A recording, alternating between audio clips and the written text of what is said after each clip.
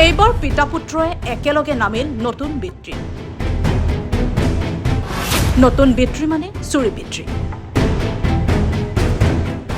ৰমজান মাহত পিতা পুত্ৰই কৰিলে এই ভয়ংকৰ কাণ্ড। নিশাত গোলাপগঞ্জৰ ভাৰত বাংলাদেশ সীমান্তৰ নালিয়া আৰক্ষী পহৰা চকীৰ গাতে লাগি থকা নালিয়া বজাৰৰ চুৰিকাণ্ড সংঘটিত হয়।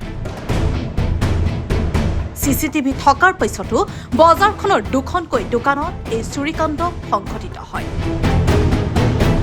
এবাৰ ভালদৰে চাওক চিচি কেমেৰাত কেনেদৰে বন্দী হৈছে এই চুৰি কৰাৰ সমগ্ৰ দৃশ্য।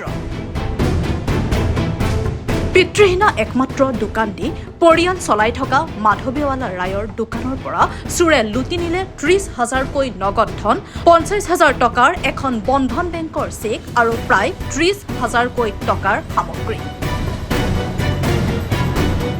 আনহাতে ফৰিদুল হকৰ দোকানৰ পৰা ৩০,০০০ নগদ ধনৰ লগতে প্ৰায় ৫০,০০০ টকাৰ সামগ্ৰী লুটি নিয়ে চোৰে।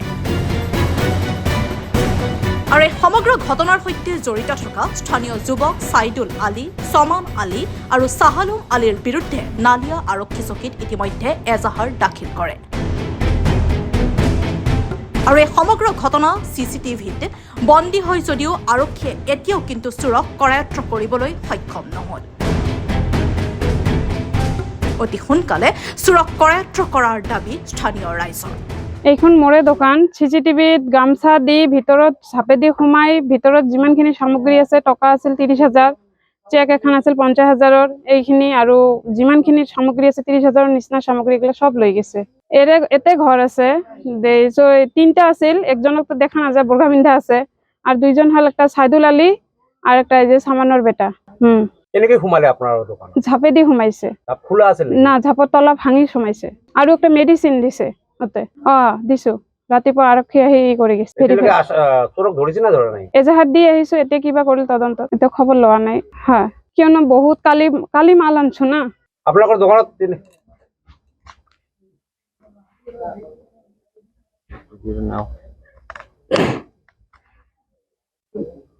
এইখানে দি তো সংসার চলে না। দেউতা মরার বেশি দিন হওয়া নাই না। দেউতা মরিছে, দেউতা ইয়ার আগত তো 2বার চুরি করেছে। হিয়ে এনেকে চুরি করলে কেনেকে খাম, কি করি খাম? আমার লোকে কালি মাল আনছো, আজি যদি লৈ যাম কি বেচাম আজি দোকানখন খুলি। গোলাপগঞ্জৰ পৰা আজিনুৰ হুছেইনৰ ৰিপৰ্ট নেশ্যন এনি।